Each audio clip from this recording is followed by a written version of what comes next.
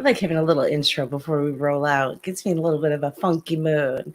How you guys doing today? It's a wonderful day. We are on day 4 of the online event success workshop. And I hope that you are starting to do a little bit of these dives into your homework so that you can make sure that it is super effective for all the work that you're doing to promote your business online. And yesterday, one of the things you guys were supposed to do was start getting into your client avatar mind frame, coming up with their language.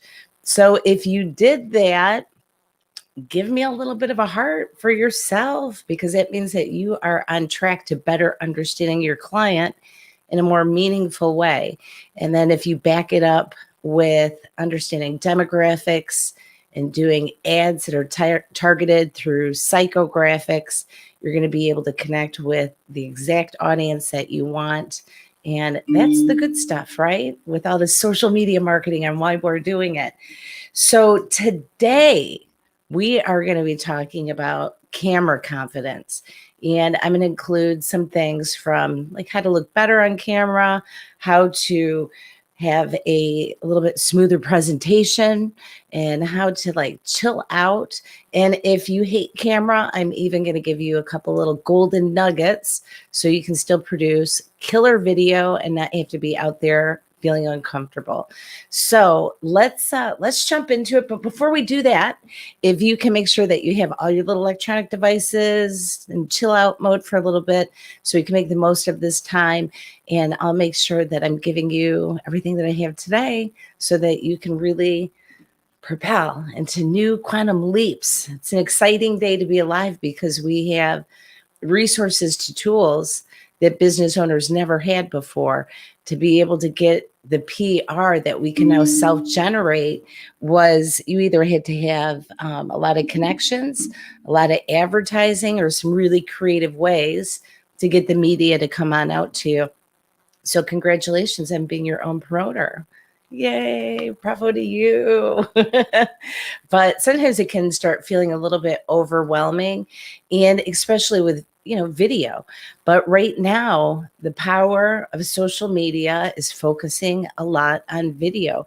Some people don't want to read, some people just enjoy video. And the other thing is, Facebook is pushing and promoting video.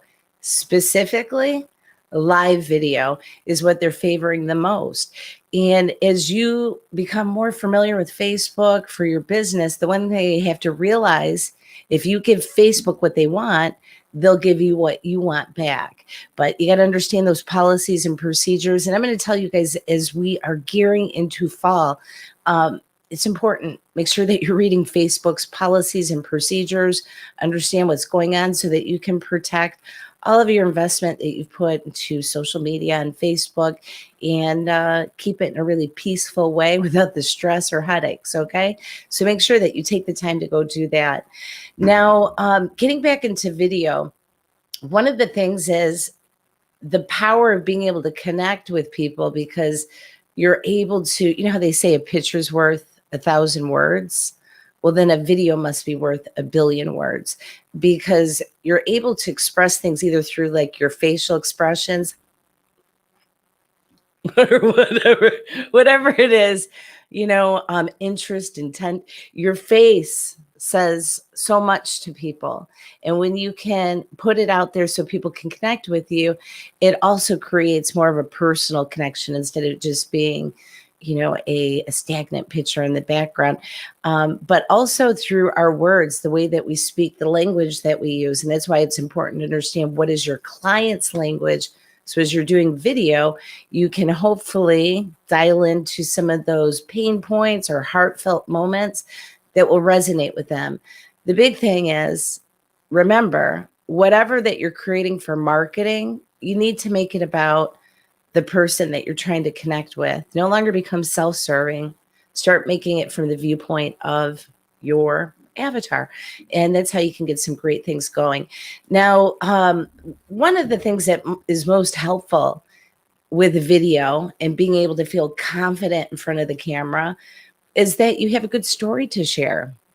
And that story could be a lesson or knowledge, or it could be a folk story, an old time family story. How many of you have family members, specific ones that you can think of, that are just awesome storytellers? I've got a few. So if you do, give me a thumbs up. I do. I have a few. My mom's dad, uh, that's anyhow, he was an incredible storyteller. My brother Gordon, he's a really good storyteller, especially when he's in the right mood, because between the animation, the dry humor, and just the way that he frames the story is captivating. Sometimes I feel like I could listen to him for hours. Number one, when he wants to be, he's funny as hell. And number two, he sometimes takes really crazy stories and puts it into a way where you're either doing a gut bust laugh or just in shock and awe, because he knows like the ways to pause it, the ways, and he does it natural. He didn't go to college for this. He just does it naturally. And it's a gift, but it's a gift that you can work on too, including knowing before you're going live or even on a recorded, video, what are you planning on saying? What's your story? What's your message that you're going to deliver to the people that are watching? Is it something that's going to resonate with them, or is it going to feel like, agony? Do you remember Ferris Bueller's Day Off? Remember that movie? You get that Bueller,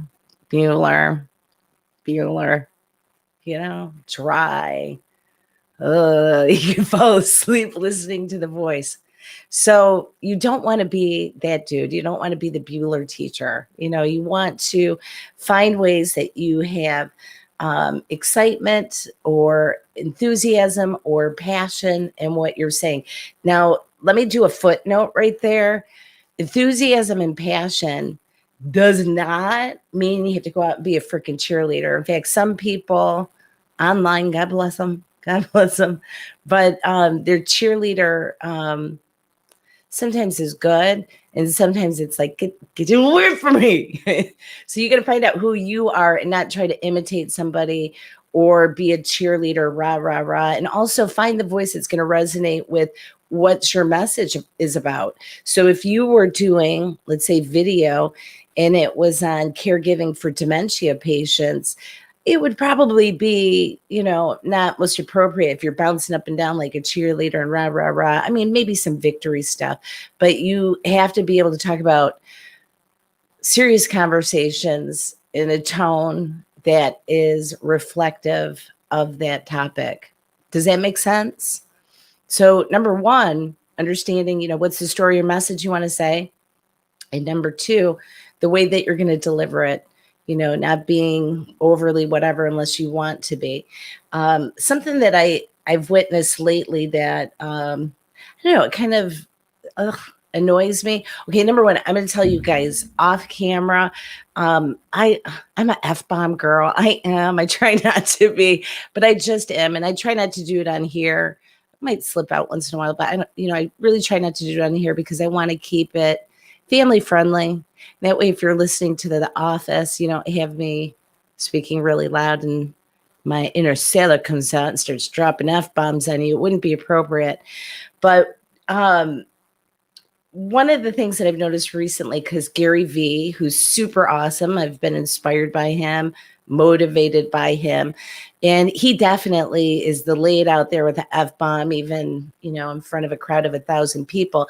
But unfortunately, some people that maybe that's not their natural tongue or the native way that they speak, tried to pick up that characteristic because I think that they thought it empowered them or brought them onto the same stage. Unfortunately, it just didn't flow. Like with some of them, it was, total frickery. It was off. And the sad part is they lost who they were on camera because they were trying to be Gary Vee by forcibly throwing out F-bombs. And on camera, you can generally tell when somebody's being fake. Maybe not always, but you can generally tell if somebody's trying to push out somebody else's personality and it's not them. So one of the safeguards is just be you, man. Don't worry about being anybody else. You can find inspiration, but don't start to try to take on that personality, because then when you get in front of the camera, you're trying to be something other than you are. And I'm assuming that you're not in Hollywood. You're not trying to do a movie production or get on stage. You don't need to do that. You just need to be you and talk to your clients or prospects in a way that's going to resonate with them. And if F-bomb hits you and, it's whatever, go for it. But I'm seeing a lot of that. And it's kind of sad, because you should listen to the messages that he's saying of, breaking away from the chains of what was and not following just this model. Now some people are just trying to follow his model. I suggest personally, if that's not who you are, just don't use that language. There's not a point. In fact, in a lot of ways, it's more advantageous if you're not dropping F-bombs on social media for business purposes, but leave that up to you guys. All right. So when you do video and you're going out in front of the camera, there's several different ways that you can create a video. Whether you're doing like a talking head like me, like I'm just chilling out. I've been talking to you for the past couple of days about marketing and strategies and things that you can do. But there's other people that you can go check out to get some ideas of, hey, I like this style or not. I'm going to give you, like, for instance, there's this one girl named Jamie Sullivan who does a thing called Coffee Talk, and it's CAWFEE. She's from New Jersey and lives in Alabama. But she just does like a regular sit down talking with her tribe every single morning, maybe at like 9 a.m. or something, with a cup of coffee, and talking about life. And she's got her business model built into that.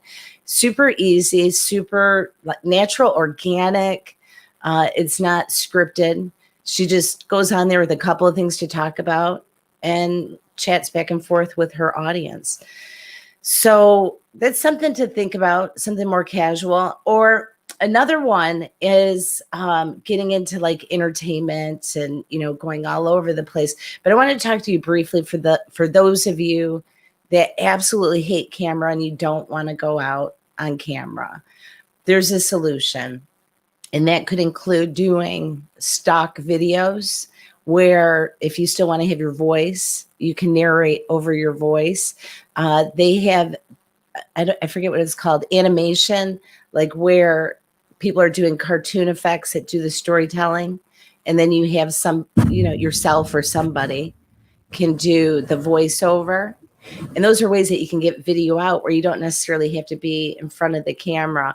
And if you feel really uncomfortable and you're just trying to get like that first step going, you could even record like an audio clip, just talking to your phone, like you're talking to your friends, so you can get to that natural flow. And then you can extract that audio clip and then mash it with either like a JPEG image or, some stock video, or maybe you even do some video outside or of key things that you're talking about and you're not showing your face. So you're just pointing the camera out from your perspective instead of pointing it back at you. And sometimes that can actually make it a little intriguing of who's this person behind the camera? Like, who is it?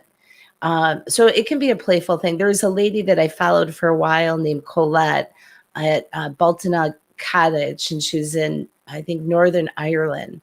And she very rarely points the camera at herself. I would say 95% of all the videos she does, she points it outward. And for her, she actually bought this piece of property in Ireland, out in the country, and then reset the land to be established as a permaculture of like the land supporting itself and producing food. And she's living out there on her own in, the great wild country. But the beautiful thing is she took what was really curvy land with no landscape and planted, I think she planted like 13,000 trees. If you get a chance, go check out her page on on YouTube. I think she's on Facebook too, but her big push is YouTube. But those are a couple ideas of different ways that you can still produce video without you having to be in front of the camera, and just to get comfortable. We sometimes get so self-sabotaging, I think, like I can't go on camera, I'm too fat, my face is swollen, I stutter, I get nervous, there's 5 million ways. But the more that you practice speaking and doing it in front of the camera, the easier it will become for you. But if you're still to that point where you're like, oh, I got to do camera and I just don't want to, this is what I want to suggest that you do. Number one, come up with what's the story that you want to say. Maybe you have 3 bullet points for your story that you want to convey in your video, and practice first in front of the mirror. Just stand in front of the mirror and talk and do like your whole spiel, set a time limit of how long it's going to take for you to present this story, and practice in front of the mirror. Fortunately, I had a chance to do a lot of training for speaking, both in college, and then when I worked at Ford, they sent me through the entire Dale Carnegie program. And I was so fortunate to work at Ford and have a chance to take advantage of some of the education that they gave me. But through Dale Carnegie, I learned so much. I really did. There's a couple things that stuck out to me and stayed with me that entire time. Number one was practicing, like doing the mirror thing. Because back when I took that training, video wasn't quite like it is now. We were still working in those great big clunky, maybe we had by that time like the handheld videos, but social media didn't exist.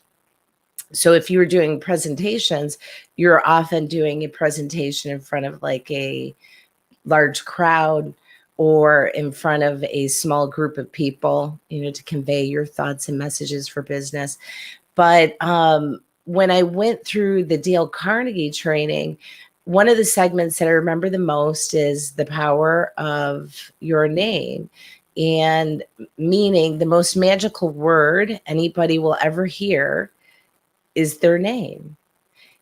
All of us. It's just something maybe sentimental because it comes back from childhood, or I don't know what it is, but it's the most beautiful, pleasant word people can hear is their name. So in business, having the ability to remember people's names can literally become a gift to you and to your entire business. And one gentleman that I remember, now this training is going back, oh my gosh, you guys, let me see here, 25 years maybe. But one of the guys that was in the training, I still remember his name, and his name was Todd Lenz. Now, the reason why I know this guy's name, and I still don't even know where he's at. Maybe he's on social media. Maybe I'll find him one day. But your mind does not remember in words. It doesn't. Your mind remembers in images. And if you can master that one little golden nugget that I'm giving you right now, this can be a power play for your personal life, your business life, and so many other ways that you can apply it. So when you think of someone's name, having the ability to associate images with it will imprint an image in your mind so that you can recall it later. And it's funny because I still remember his face. But his name was Todd, and he had glasses on. So for the lens, that's where I got that. But try this for yourself tonight. If you had to introduce yourself to somebody with your name, what are some visual cues that you would give them so they could remember? So like, for instance, I'm Elizabeth. I might say, imagine a crown on my head, and then the Marasco, imagine a bunch of cheerleaders going rah, rah, rah. So a crown on my head and a bunch of cheerleaders running around going rah, rah, rah, Marasco. And you can get more detailed into different things. And when I was in Dale Carnegie, I had a different name, just so you know. But when you meet somebody the next time, apply this. Don't let them know what you're doing.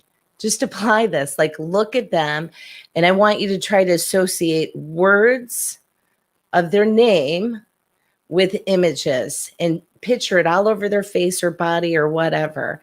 And you can have an incredible amount of fun with this and apply it to other ways too, including ways to be able to present better on camera. So there was one guy that I was talking to you guys about earlier this week, and his name's Ron White. I'd like you to Google him and research, watch a couple of his videos. But he is the memory guy, if that's what you want to call him. He had a book, I think it's called Mind Palace, and maybe it's Name Memory. But I just happened by fluke to catch an interview with him on another YouTube channel that I happen to subscribe to. And he was on there and he was talking about some of his gifts and talents. And he actually has taken this to like a whole nother level, you guys. You know, the Vietnam Wall. I don't remember if it's 2,600 names or 26,000. I apologize. I'm talking about memory and I don't remember. There's another zero on there. So be forgiving to yourself, right? I think it was 2,600 names. Ron remembered every single name on that wall in alphabetical order. And among so many other things that he had the talent of being able to showcase with his knowledge. And the interesting part is you would think, oh, he's a genius. He's not. I actually even thought that, like, what's this guy doing? You know, like I need to know. But I found that he took some of the techniques that I know and then amped it up on like massive steroids and practice. That's the key with anything that you want to be good at, right? You got to practice it. So in his story, he was actually selling for somebody else and he made a phone call. And it turned out it was somebody that didn't want to buy, but he liked his moxie. So he asked Ron if he'd come work for him. And Ron ended up working with this memory group and learning all the information, but then he started applying it to his own personal life. So he had one example where he went to a classroom to showcase his skill. And there were, I think, 500 students in the room. And out of the 500 students, they would walk in one by one, saying their name. Hi, I'm so-and-so. Hi, so-and-so. And then go take their seat. And then 15 minutes later, he went through, and of course, those people didn't sit all in the same spot, right? It wasn't staged. This wasn't planned. And he went through and he named every single person, first name, last name, in that group, except for he missed one person. So even the memory man made a mistake. So, you know, hey, you can be forgiving to yourself too. But when he was talking in this interview, he was saying he wasn't born with this gift. He didn't know until he discovered some of these techniques on using imagery and visual cue to help trigger his mind, to help get his brain to work the way that he wanted it to work for him. And he's had a lot of fun with it. But if you have a chance, go check out some of the stuff online. Now, how does it apply to you, right? Because this video is about you. How does that apply to you? Like, you have this great memory. You've got a couple tricks on how to remember names. But how is that going to help you with your camera confidence? Well, it can in a couple of ways, because when you're coming online, like I said, you should have a specific story or message of what you want to share with your people, right? After that, you've got to formulate what are like the 3 things that you want to cover. Now, if you're thinking, point A, I want to talk to them about when you change a tire. Point B, I want to talk about, you know, going up north and driving in 4-wheel. And I also want to talk about snowboarding. Now, if you try to remember all of those, you know, specific topics, you're probably not going to remember it. And I did not pre-script this, but if you went back and you thought, okay, I've got to talk about those 3 things. So I'm going to visualize a car with a snowboard. And on top of the snowboard, there's this goofy tire on top of the snowboard. They're not on the wheels. They're on top of the snowboard. Or you've got the car and you've got snowboards where the tires should be. You've got to create things so visually your mind engages in that picture in your mind's eye. And then you can extract, oh, wait a minute. I talked about A, B, but I forgot C. I didn't talk about the tire. You got to talk about that tire still. And then you can infuse it quickly. So that's a super simple way that you can do it. It's a little bit more abstract, if you will, but because it's just in your mind. Now, some people need a little bit more help, and this may include their physical space that they're standing in to use as reference points to trigger what are these thoughts or messages that you're trying to get out of your mouth out onto camera. So imagine that you walk into, let's say your bedroom, okay? And when you come in through that room, I want you to do an inventory in your mind's eye. Don't go walking away from the camera and trying to look in your bedroom right now. Get out of those pajamas. But imagine walking into your bedroom, okay? Close your eyes and going clockwise through your bedroom. What are all of the different pieces of furniture? Maybe you're a minimalist and all you have is the bed. You might have to pick your kitchen. I don't know. But for now, we're sticking with the analogy of the bedroom. You know, you might see there's a table and a mirror and a armoire and a rug and go through that entire room. And it could be there's a window and there's a whatever it might be. Map it all in your mind. Now, as you've mapped this out in your mind, you can look at the furniture or items that you've put into your mind's eye and have that trigger a memory of what it is that you need to convey in your video for your story. Or you can even like mentally visually place these imaginary objects inside of your mind's eye of your room. So for instance, let's say that you were going to be talking about pink elephants. You might have a credenza when you walk into, let's say you have your dresser. You walk into your bedroom and there's a dresser when you first walk in. You might see like a purple stuffed elephant sitting on top of on top of your dresser. Just, it's not really there, but you've mentally placed it there. So while you're presenting and you're thinking going clockwise, if this makes sense. Okay, first there's the pink elephant here at 12 o'clock. There's this at 2 o'clock, and you plant all of the little visual cues for your message of what you have to say within that mind's eye of your room.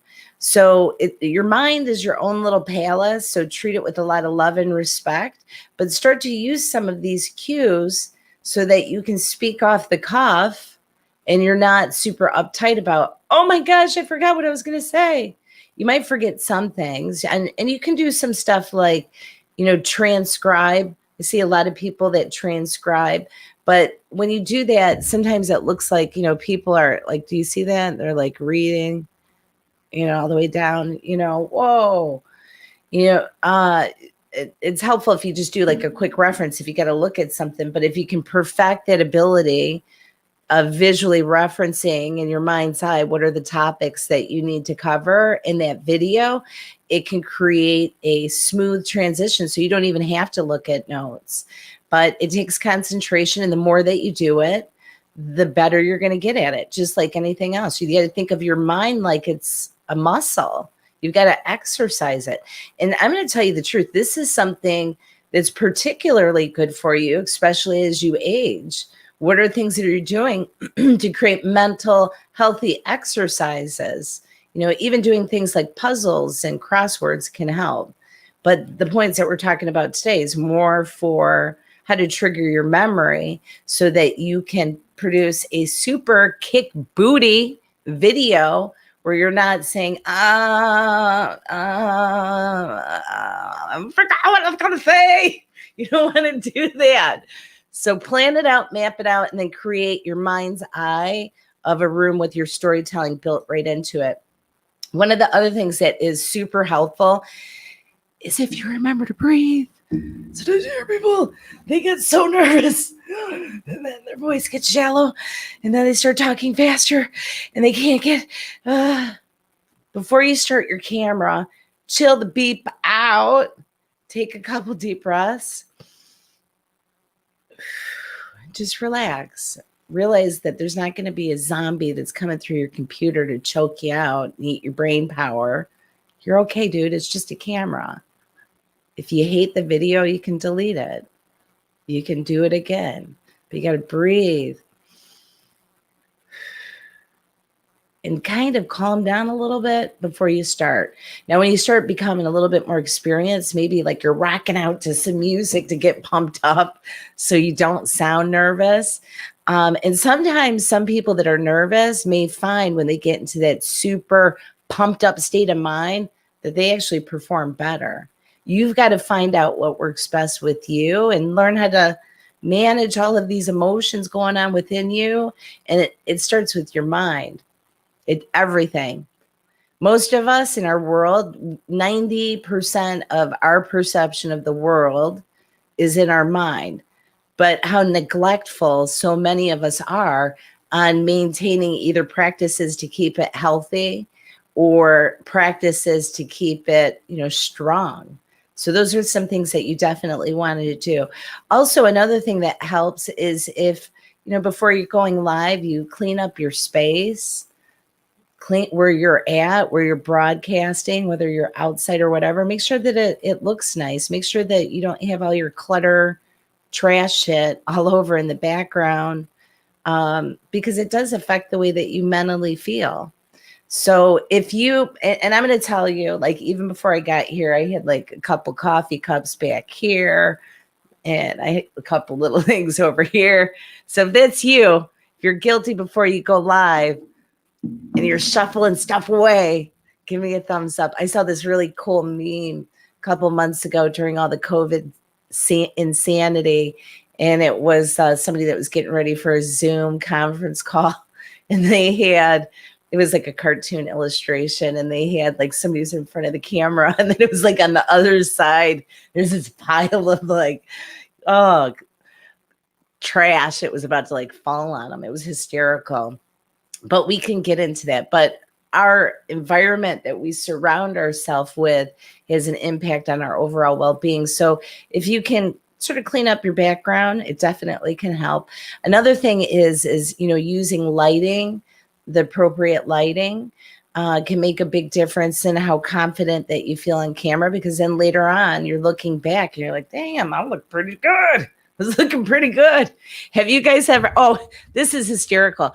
Do you remember the Seinfeld episode where Jerry was out on that date with this one woman, and she was in the one lighting, she looked beautiful, and then she was in another one, she looked like a Neanderthal? If you remember that, give me a hands up. But that's how it can happen to us as well. When we're in the right lighting, it can make a huge difference. So it's something to consider, and it's taken me a while to pick up like little different lighting things here and there. You don't have to get it all overnight, but even if you start off with a ring light or something to make sure that you're getting the right lighting, that in itself can make, pun intended, night and day difference in the lighting of your camera. I'm just cracking myself up here. If you're laughing with me, give me a laugh emoji so I don't feel like I'm alone. However, I've become quite comfortable with laughing at myself.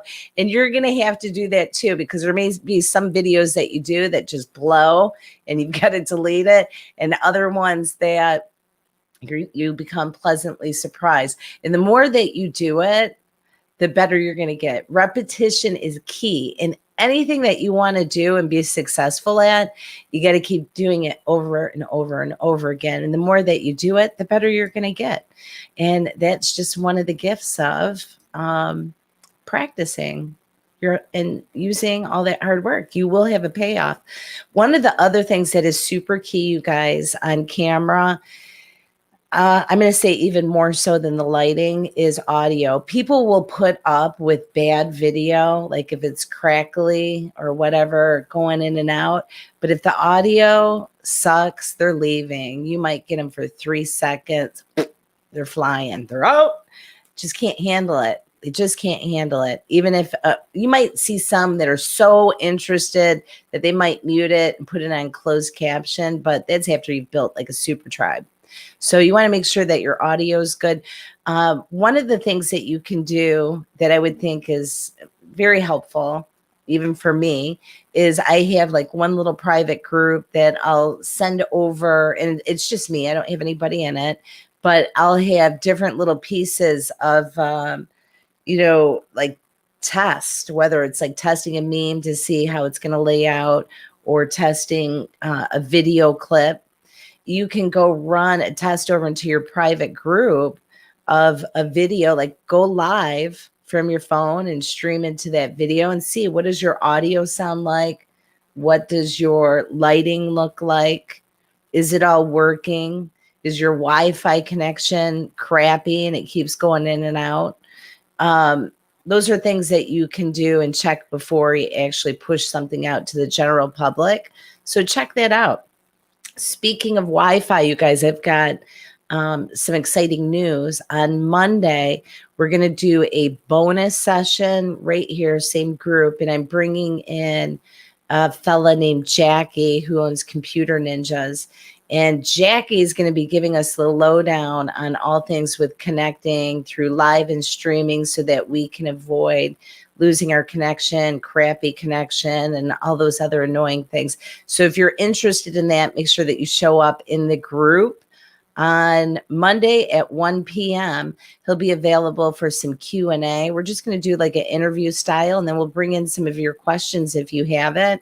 But he has been very helpful in helping me, troubleshoot some problems that, took me actually over a year to figure out.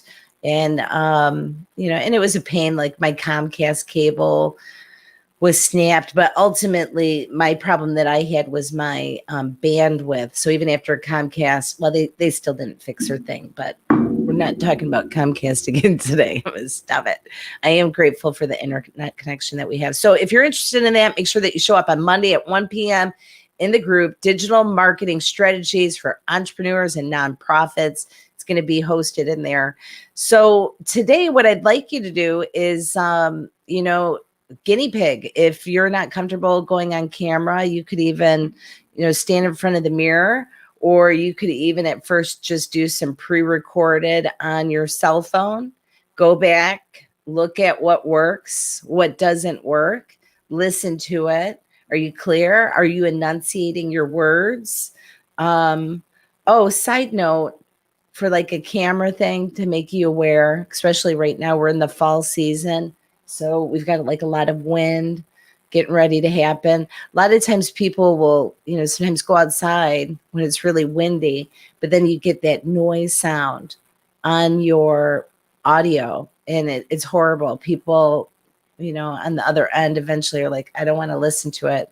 Got 5 million other videos I can watch on Facebook, right? So they do have these little wind adapters. It looks like a little fuzzy ball that you add onto an external mic onto your phone. So if you're doing a lot of videos outside in seasonal weather, that might be something for you to look at really quick. I think you can get it on Amazon for maybe $20 or something.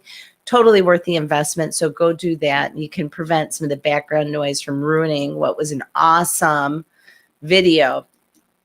Now, here's another one that I want to give you guys. And I don't know how to put it except for this. If you're a little bit older and you want to look a little bit younger, make sure that your camera is slightly higher than where you're at versus looking down on it. You want it more like this. Or like in my case, I'm actually using the camera that's just on my computer and I've got it hooked up with audio, but it's a little bit higher than I am. This can make you look more your age versus adding on 20 years to your age. I think there was an episode. Did you guys ever watch The Golden Girls? Remember Blanche, that little tramp Blanche? I love her. But Trampy Blanche was talking about, he wanted me to do this and I want to be on my back. So my skin all goes down smooth, right? So that's kind of this. You don't want to be doing this and getting like this double chin crap going, or like dark shadows happening. If you can even take like your laptop and put it up on a stack of books, or if you have a selfie stick that has like the tripod base so that you can just put your camera up there. Those are some things to think about. And the reason why I'm saying it to you is like the little trick between the audio and this video could be one of the minor little things that you do so that you feel more confident after you're watching your video and you're thinking, oh, I actually look halfway decent. You know, nobody needs to be Vanna White, but you want to feel good after you get done with what you've produced. And trust me, there's been times I've had to go on camera and I'm not looking my best. And it's not about being a beauty ball. It's just little things that you can do to create a video that is great and you look the best that you can. You're beautiful. Show people who you really are. And you always look different on camera.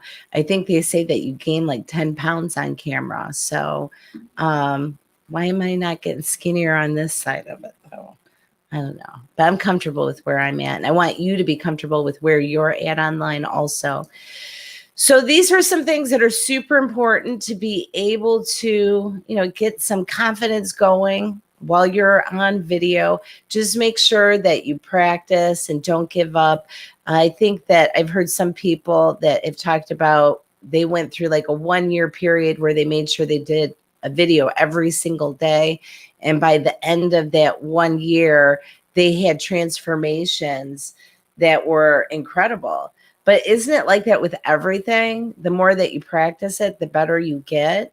But you've got to not be hard on yourself. Just like, you know, when you look at like a baby, you know, that's just starting to go from crawling to learning how to walk, and they're propping themselves up on all these pieces of furniture, and they're making their way through the house, and then they fall down and then they get back up. You know, you might get a boo-hoo, but sometimes you don't even get a boo-hoo. They allow that determination with their own little bodies to boost them back up and say, I'm doing it again because I want to use the skill of walking because it's going to get me to my destination of my bottle. Well, the same thing with you. Be like a baby. Take those baby steps and don't beat yourself up while you screw up along the way. It's part of the journey. And oftentimes the journey is where the true excitement happens. The lessons that we learn, that we grow. It's not just about your destination. Start to embrace where you're at and, you know, go with it a little bit. But as we gear into more opportunities, one of the things that helps is if you have the right people working with you to guide, whether it's talking about different strategies that they're using online for social media and digital marketing, or even self-hacks on how to improve your camera confidence. I mean, what I'm sharing with you today on camera confidence is like just the tip of the iceberg. And as it has been with all the days that we've been talking, there's different little subcategories and all these different topics, but there's no way possible to get it all pushed out to you in 3 months. And some of it's not even relative to maybe your industry. So with more time and more teamwork, you have the ability to create things that are beyond anything that you even expected. So recently, what we have started doing as an agency is migrating from traditionally, we had clients that were strictly on a 1-year retainer, and they had minimums for each month that they, you know, had to do. And we've done some amazing work and we'll continue to grow that. But one of the things I want to do with my agency is start bringing some of the skill set and knowledge that I've accumulated to the masses, to a bigger audience. So what I've set up is this new exciting endeavor called the Beam membership, where we're providing group consulting in an environment where you're able to get questions immediately, training specifically to things that you don't even know that your business needs to be able to excel and to grow. So if you're in a situation where you're tired of spinning your wheels, trying to figure out how to make all these systems work, you're tired of feeling like you're doing it solo, troubleshooting, putting ads out there that aren't converting, putting a bunch of hours into memes and blog posting and videos that aren't converting. So many things that you put your time into can become a headache and painful if you're not getting results. One of the things that's advantageous of working with a consultant is there's a lot of troubleshooting that they can help you bypass very quickly to get you on the fast track of being able to promote your business and connect with your clients so that you can generate sales, you can convey messages, you can connect with them in a way that's meaningful for you and for your client, creating these great relationships. So with the Beam membership, what we've set up is this environment where you have access to coaching, training, and another set of eyes, experts that have been there and have done that. One of the things I've said to you over and over is I like technology. I like training and education, and I love being able to take that wisdom and share it with my clients.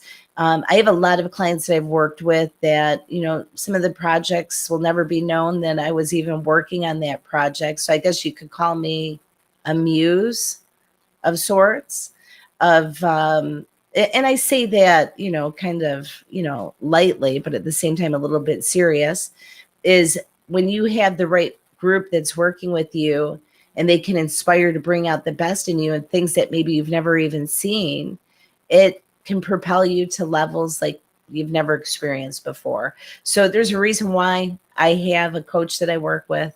There's a reason why my coach has two coaches that she's working with. I'm older. I'm sure I could figure a lot of this out, but it's different when you're doing it solo. It's different even if you're in a mid to large size company and you're in that marketing grind and you never have the ability to go to some different trainings to bring in innovation or understand the latest technology. And a lot of times even some of my clients are Fortune 500 companies and also I'll call it a mid-size city hospital. But with some of the Fortune 500 companies, they'll get to a place where they're looking for fresh ideas because maybe they're not exposed to some of these niches. And they'll actually bring in different designers from around the world. I remember when I was working at Ford Motor Company, there was a guy that I worked with and his name was Mark. And Mark was a designer that was out of California. I was actually at this point, I think over in it was one of the prototype buildings. It was like one of their side shoot buildings that you didn't know about unless you were in prototype. And I met Mark there, and he was from California, real slick, awesome, like GQ type dude. And it's funny because engineers sometimes are more like I've got ink pens in my pocket. I'm stereotyping you guys. Be kind with me. I'm only poking fun for a minute. But Mark was a little bit different. He was more of like a fashionista, if you will. And they brought him in specifically to look at some of the things they were doing with, I think, instrument panels with like the clay sculpting. But because his passion was design, he was able to bring new ideas that they hadn't thought of. So when we get to groupthink, one of the gifts is you have the ability to bounce ideas off of multiple minds. One of the downsides is you can become stuck in that circle of groupthink. So bringing in somebody like Mark was very advantageous for Ford, and I'm sure it cost them quite a bit to bring him in. But number one, he had a different viewpoint, a different frame of mind that he was able to share with that team and get them to that next level, break through barriers they didn't even know about. So with the Beam membership, we're able to create that sort of environment for you also, where you have sort of a muse, a set of eyes to look over what you're creating, another set of eyes that are looking at what are the strategies that you're doing? What do you need to improve? I mean, could you imagine if you were to do a launch and you had a team that was working with you hand in hand? And then depending on how far you go into working with us, we even have the option where we can have our team guiding you through your lives, coaching you and showing you, hey, if you do these couple of things, you can improve your life. You can improve your Wi-Fi connection. You can improve your delivery of your I don't know, free giveaway or your ad or your whatever. Now, I don't know all the answers, but I've got an incredible team that helps support what I do. And, I've been doing marketing for over 20 years. To say that I don't understand some of these things would be, not honest. I would say I'm well versed, but more importantly, I'm passionate about marketing. I love helping small business owners and business leaders and nonprofits reach their goals through some of the minor little adjustments that I know that they can make. But sometimes the minor adjustments are huge. I'm going to share a quick story with you really quick. There was a ball manufacturing company that was producing baseballs. And for the longest time, there was like a set record of number of home runs. And then all of a sudden, the industry ended up seeing it was like a record number of home runs. They couldn't figure out what was going on. Like, how did they have 1,000% increase in home runs? Like, it's statistically impossible to do that. Like, 75 years of baseball, and it's all like within an average of a certain number of home runs in a year, and now you get 1,000% increase. What is going on? So of course you had somebody that was inquisitive, like an inquiring mind. I want to know. So they went and researched what happened to these balls, what happened different. And it turned out that the ball manufacturing company was bought by another company, and they ended up fine-tuning some of their processes, including the thread that they were using on the ball. They ended up using just like a very slightly thinner thread that they used to sew the baseball. In production, that thicker thread, not by much, I mean, teeny, like minuscule, that thicker thread, when the ball was in production and it would like bounce down onto the conveyor belt. I don't want to do it too loud so I don't echo my microphone. But when it would bounce down on the conveyor belt, it ended up not having as much of an indentation. So I won't get into too much of the geekiness of it, but the short of it is there was a standard deviation of like 0.001% from that thread count. And that one little thing ended up making it where the ball was more robust and it wouldn't get an indentation. So when you look at a circle, typically there's no such thing as a perfect circle. But in this case, they were able to create what was almost like the perfect example of a complete ball. So as a result, they were hitting these home runs unlike any other time before. And think of that. The length of what do you want to call it? The thread and how thick it was created this huge difference in the whole industry. And the same thing with you. If you take one little bit of change and you implement it, it can create unimaginable results for you. And that's one of the things with the BEAM program is it provides a way for you to be able to get to that next level without going through a lot of pain and agony, wasting time, money, resources, peace of mind, stressing out, wondering, oh my God, how am I going to do it? I'm not getting any engagement. Everybody's online and nobody sees our business. We're at the same numbers. Or what's even worse, and I see it in some of the companies that are, I'll say more corporate companies, are people that become content with where they're at with their Facebook count. They're not looking at new ways to grow their fans or get more people engaged. If you have somebody like that that's heading up your marketing department, just so you know, you're on a train wreck getting ready to hit at 150 miles an hour. Change it. Start doing things to grow your audience. Start doing things to engage people in a more meaningful way, and find ways to connect with resources to help you. So for the BEAM membership, I'll come back. I'm going to actually drop a link in the comments for you. But if you're interested in signing up for that, you can go over to elizabethmarasco.com /BEAM now. I'm dropping it in the comments for you. But you can go through and take a look at that and find out, is it a good fit? Do you want to quit chasing this wild goose by yourself? Do you want to get to the point that you're putting time out there, and the time that you're putting out is providing results? And I wish that for you. That's one of the reasons why, with this 5-day challenge, one of the reasons why I did it is I actually saw a couple of my own friends who are business owners that are, a couple of them have already shut down, they've closed their business, and a couple of them are right on the brink of, I don't know how I'm going to make it. I don't know what's going to happen.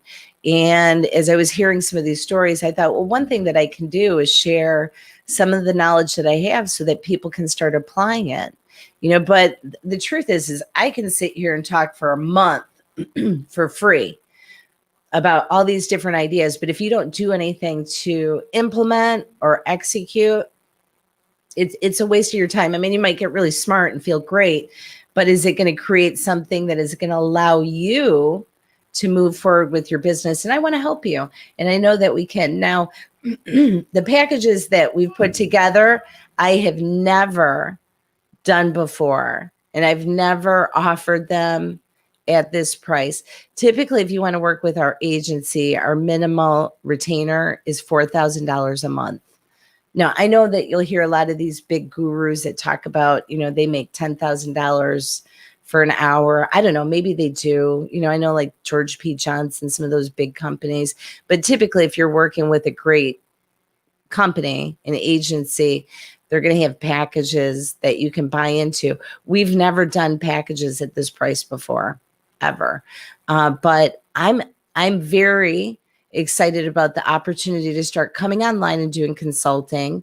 So I thought, why not start it off this way, be able to help some great people at a reasonable price. And even through the free videos that I'm out here trying to create, I hope that it's helping people that maybe aren't on a budget for any sort of help. These are things that you can do right now. You don't need me. Like the things we've talked about the past 4 days, you can do it, but you've got to empower yourself.